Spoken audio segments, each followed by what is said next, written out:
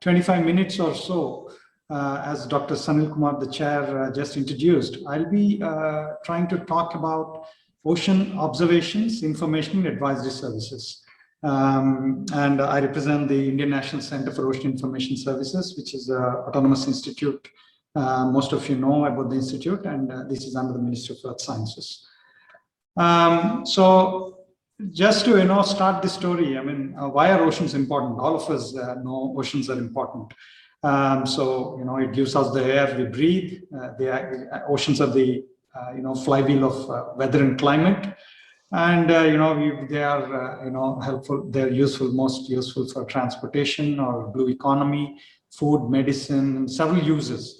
So I'm not getting into that part of it. What I'm trying to show here is actually the recent IPCC 6 report that was released a few days back, actually, which actually highlights. The report says that actually it's code red for humanity.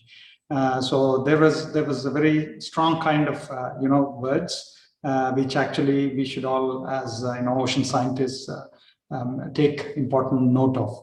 So what it says is the global surface temperatures will continue to increase until at least the mid-century under all emission scenarios, even under the least emission scenarios, and global warming of 1.5 to 2 degrees will be exceeded during the 21st century, unless deep reductions in CO2 and other GHGs occur in the coming decades.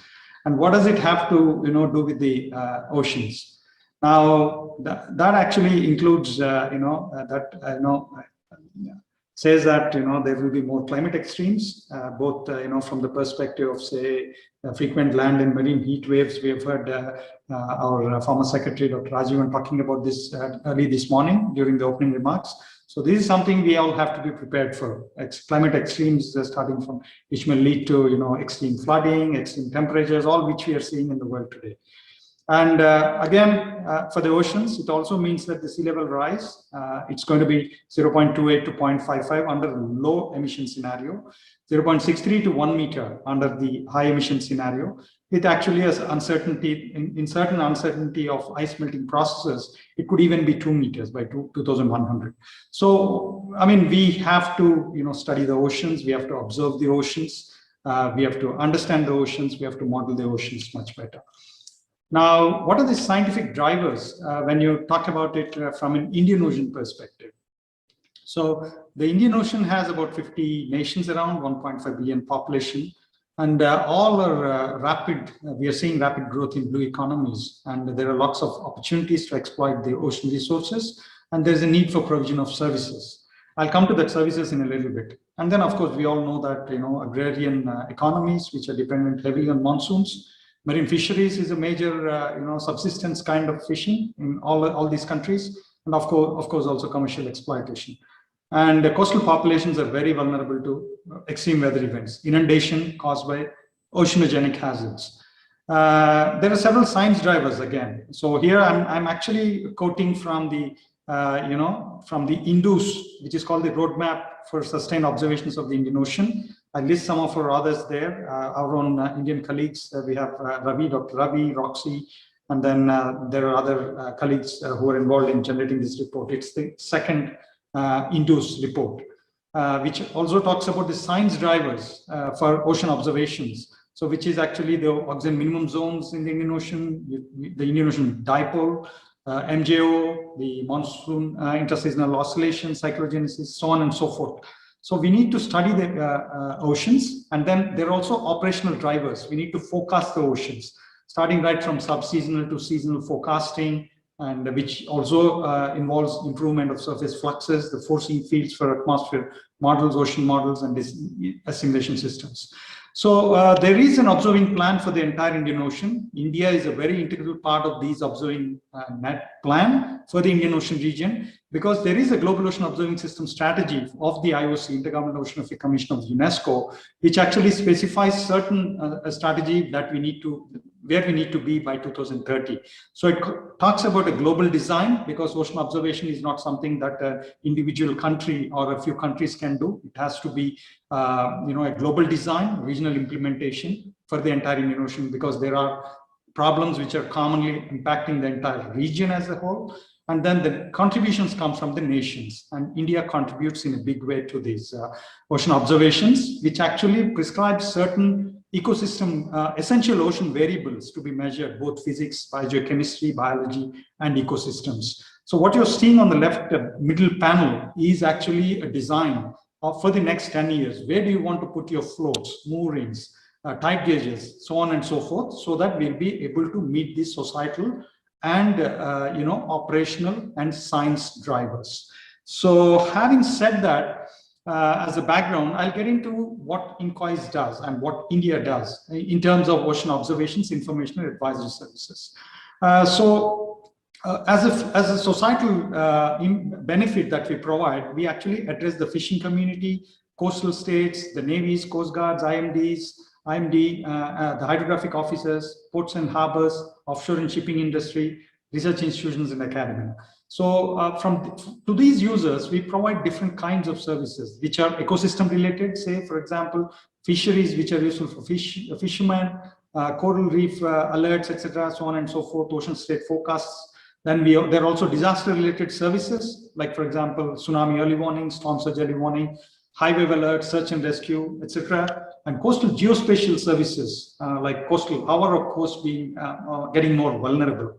So those kind of services, the vulnerability indices, multi-hazard vulnerability mapping, so on and so forth, and data-related services, contribution to weather and climate, and capacity building. Now, these are the services we have. As you know, INCOIS is one of the very few, in fact, handful of centers world over, which specifically deals with operational oceanography. So we occupy that niche space where we actually use the science or do the science that is required for applied science, I mean, and use that knowledge that is generated within the institute, outside the institute, at various institutes in the country or abroad, and then convert it into a societal service that is beneficial to the common man. So within that niche space, these are the kind of services that we provide, and these provide these services. To generate those services, you all would appreciate that we need modeling systems, we need data assimilation systems, we need data data systems, and of course the observations themselves, which I'll be talking about in a few minutes. So we have in situ observations, and then we also have satellite observations. So this is the entire scheme of things that are required for any center that deals with operational oceanography. Now I'll talk a bit about some of these services. Some of you might be knowing about these services, but there may be other new developments that we have actually implemented in some of these services, and then there are several new services. Now, this has been one of the very important services of INCOIS since the beginning. This is called the Potential Fishing Zone Advisory Service. Now, there are about 6 million fishermen in the country which actually depend on fishing for their livelihood.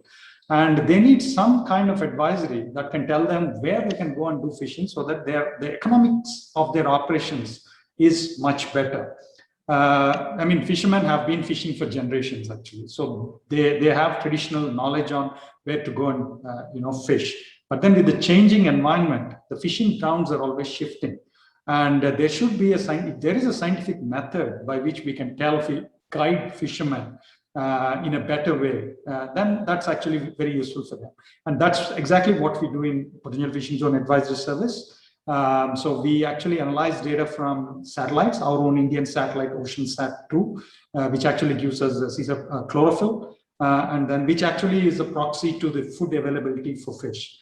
And then we also have several satellites that provide sea surface temperature, which is actually an indicator of how good the physical environment in the sea is for fish shoals. And then using all this information, we run several models. There are other information that we use, like the mixed layer depth, the light availability, the transparency, and so on and so forth. And we provide this information on a daily basis to about 800,000 mobile phones. We send SMSs, email, faxes. We have very innovative means of disseminating this information, not only to the fishermen in the coast, but to the fishermen out at sea through satellite broadcasts and so on and so forth. So this is a very important service that INCOIS gives. And as an add-on to the PFZ, which actually tells what is the general stock of fish, We also use species-specific forecasts for tuna, which has additional parameters that we use, like K490, which is a water clarity index, which actually is again derived from satellite data. That information is very important for tuna, which is actually a visual predator. And we actually use this information to provide the PFZ for tuna. And we also have depth information, which we actually derive from a multitude of sensors, like, for example, the biogeochemical Argo floats, which actually give you dissolved oxygen. And then we have also done scientific work on how to link sea surface height with the oxycline. Now, we routinely use this information, sea surface topography information, which is derived from satellites, to actually give 3D information on what would be the depth to which tuna might dive. And which means that once that information is known, fishermen can know actually until what depth their hooks should be, dropped, so that they can get better catches of tuna. So this is something going into the future. We are also looking at other species such as Hilsa, mackerel, etc. We work with several agencies, the fisheries agencies like FSI, CMFRI, our own CMLRE, and several state fisheries departments, so on and so forth, for this PFZ. And we also work with a lot of NGOs, because they work closely with the fishermen. Now, coming to other ecosystem service called coral bleaching alerts, we actually provide this on a routine basis. We use data from sea surface temperature data from satellites again. And what we look at here is how high are the temperatures from a set climatological temperature, and then how long those high temperatures are sustaining, whether it's going to be a week, 2 weeks, 3 weeks. So this information is monitored in real time. And then if actually there is a certain threshold, either on the absolute temperature above a certain climatological threshold, if it is exceeding, and then if it is sustaining for a certain amount of time, so then we actually provide these bleach alerts. And this has been a very useful service for the past several years. And we have actually monitored several intense bleaching events that happened in the last few years.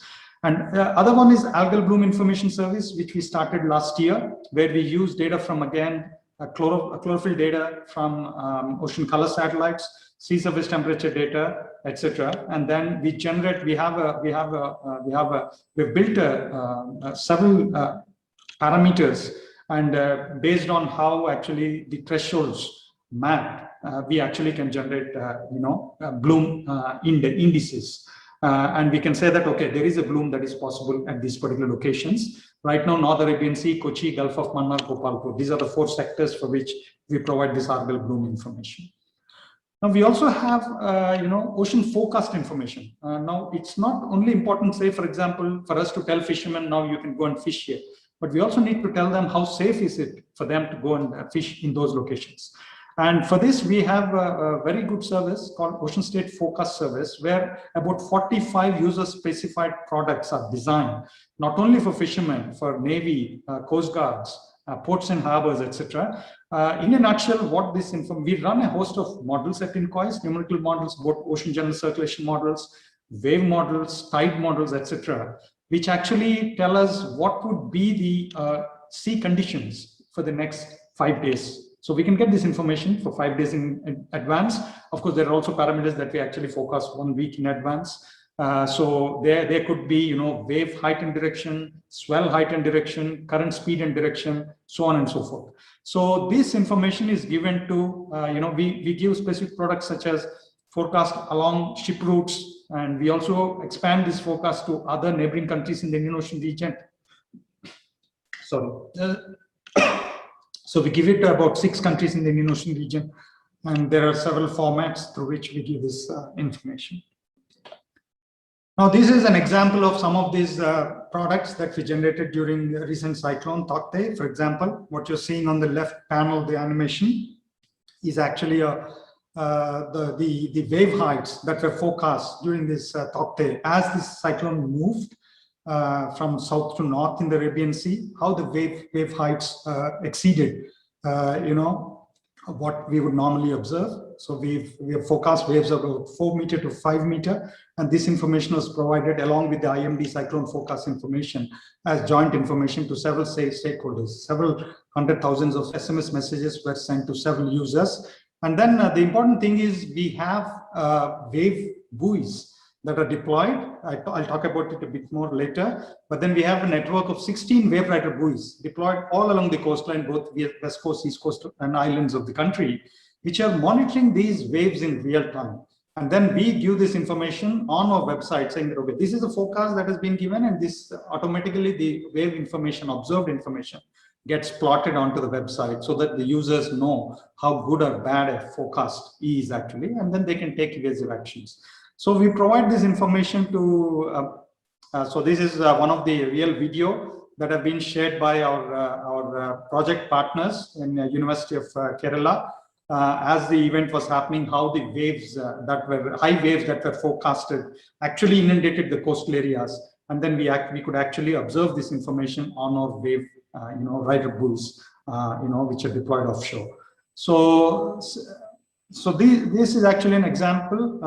So similar example we have for Yas cyclone, where actually we could use the data from wave rider buoys. Of course, a lot of data from the NIOT mood buoy systems were also used actually to track this cyclone as it was passing, which was done by IMD. And then, of course, we also use that information for forecasting the open ocean wave heights. And NIOT buoys recorded wave heights, open ocean wave heights of about 8 meters in the Bay of Bengal. So similar, coastal wave rider buoys have recorded, wave heights. Similarly, HF radars, the high frequency radars, which are again operated by the National Institute of Ocean Technology, we use those information for actually seeing how the currents, coastal wave, high currents that have been set off by some of these extreme events can be monitored and, forecast and monitored. Now, we also use this information. This is again another good service that we provide, oil spill trajectory service. This is actually one of the latest spills that affected Sri Lanka from the MT Express in Colombo. This happened on 3rd June. We provided this information to our Indian Coast Guards, who are one of the users of the oil spill trajectory service, and also to the Sri Lankan authorities. Where we actually gave a forecast that, okay, if this is the amount of oil that has been spilled and this is the character of the oil, this is where we think the oil would advect. So we run, of course, we have ocean general circulation models, high resolution. We use that information and use a model called GENO, which to provide these services. In fact, we provided this information for the Mauritius oil spill also, which happened last year. So this is another service that we have. And we also have service called Marine Search and Rescue, where we work with the Indian Coast Guards, Indian Navy, and then tell them that, okay, based on our models, if there is an object lost at sea, be it a ship or anything, now this is where this object could be found. The probability of finding an object at this location is actually the highest. So this kind of information is provided. There is actually a user interface on the INCOIS website through which user can themselves run a spill advisory or a marine search and rescue advisory. We also work very closely with the users to provide this information. Now, coming to hazard related service, so we give tsunami early warnings. Several of you know that INCOIS Tsunami Warning Center was set up after the 2004 tsunami, and we work closely with several agencies in the country, NIOT, IMD, ICMAN, Survey of India, ISRO, so on and so forth, and of course with the Ministry of Home Affairs and the NDMM coastal states. So I'll not get into too much of detail here. What I would only like to say is there are a network of tsunami buoys, there are a network of coastal tide gauges, there are a network of seismometers and GNSS, GPS sensors, which enable INCOIS to detect large earthquakes in real time. We're able to detect any large earthquake within about 5 minutes after it happens. And then we are able to run numerical models at INCOIS. We have pre-run simulations, and then now we have the capability of running these models in real time due to the high performance compute capabilities that Ministry of Earth Sciences has. And then we are able to give warnings in less than 10 minutes. So after it was set up in 2007, this system, it has also become one of the tsunami warning centers for the entire Indian Ocean region. We provide warnings to about 25 Indian Ocean rim countries under the IOC UNESCO framework. So similarly, we also have, this system is actually a multi-hazard system, tsunami and storm surge system. So as we get information from IMD, that there's a big cyclone coming, and then we get the track and landfall information, intensity information. We use that information from IMD to run a storm surge, very high resolution storm surge model called ADCIRC, and then we feed that information back to IMD. So this is actually done very routinely, and our storm surge information is also provided in the IMD bulletins. The difference is actually we don't limit ourselves to saying that this would be the height of the storm surge. The beauty is we are able to also tell that, okay, this will be the extent of the coast that would be inundated. This would be the height on the land, 2 meter, 3 meter, and then these are the areas which needs to be evacuated. So that kind of very high resolution coastal forecast inundation information can be provided. And we also have done a lot of work on coastal multi-hazard vulnerability assessments. Now, this is something we use data from the past sea level data from the Survey of India and try to project what would be the sea level rise for the next 50 and 100 years. And then we also use the data from satellites to try and see what is the wave, what is the erosion, coast erosion.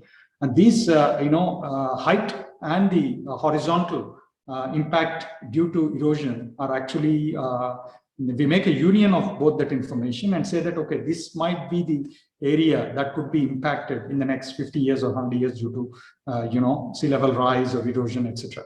So we use data from ALTM, very high resolution data, coastal topography data, which is important, very important for doing those analysis. And then, we can say that, okay, these are the areas that could be, that could be inundated. And then we also did some very high resolution 3D mapping for about 3,600 square kilometers of coastline. And as part of the new deep ocean mission, this is something which will be improving, okay? So running a dynamical and statistical downscaling of the ocean models and trying to see in a regional scenario, IPCC and all these studies say that, okay, globally, regionally, this will be the sea level rise. But what does that mean for India or mean for any other coastal area? So that is something, some work which we'll be doing, as INCOIS will be doing along with IITM, NCCR and other agencies as part of the deep ocean mission. I think I see that I have 5 minutes more, so I'll try to conclude quickly within that time. So now data. So it's not that INCOIS has these observations and then we actually keep this data. INCOIS is also the National Oceanographic Data Center for the entire country. So what we do is actually all the data sets that we receive at INCOIS, observations are done by INCOIS, NIOT and NIO and several other agencies, but all the data comes to INCOIS. And what you're seeing on the right panel, you'd be glad to note that due to efforts of MoES, and all the institutes involved in observations, the observations have been constantly growing. I can take an example, for example, how Argo floats. It's a program that is a global program, which actually, has delivered 2 million temperature salinity profiles in 20 years, in 2 decades. I mean, how long would we have taken to actually collect as many profiles by actually doing ship-based observations? It's actually not possible. So similarly, all the other observing networks that we have been operating with a lot of resources put in there. So you see that on the right panel, this is increasing. Wave rider buoys, there's a number of observations. Automatic weather stations, mood buoys by NIOT, tide gauges by INCOIS and Survey of India, tsunami buoys, drifting buoys by NIO, and current meter moorings by NIO. So all these actually data is available at INCOIS. It is archived and curated and managed at INCOIS and provided to all institutes and anybody who needs the data. INCOIS also has a center. I thought it should be, it is because there are several students here, I thought it would be important to mention. INCOIS has a center called the International Training Center for Operational Oceanography, which has a unique recognition of being a Category 2 UNESCO center, which provides training on all aspects of operational oceanography. So we have been offering in-class trainings, but then during the COVID, we have done actually a lot of online trainings. Last year, we trained about 2,500 candidates, experts from 85 countries, so including India, of course. And as a basis for all these services, again, we have a very good modeling and ocean forecasting system. We run several global to regional to local models, very high resolution models. This forms the basis of actually several of our products. So we keep on improving these models, and then now we have come up with a new plan called the Unified Framework for Ocean Modeling and Forecasting System, so which we are going to implement in the next 5 years, which will actually be a quantum step ahead in the way we use our models for coastal forecasting. I will actually end with a couple of slides on ocean observations, why it is very important. We spoke about several of them. I just wanted to show a few pictures on what are the observation systems for those who might be interested. So I'll not go into the detail of this, but I'll actually show a couple. So there are Argo floats. You have deep ocean observing networks to coastal observing networks, which actually observe both the marine, upper ocean kind of parameters as well as atmospheric parameters, the boundary layer parameters. And of course, also the biogeochemistry, ocean optics, so on and so forth.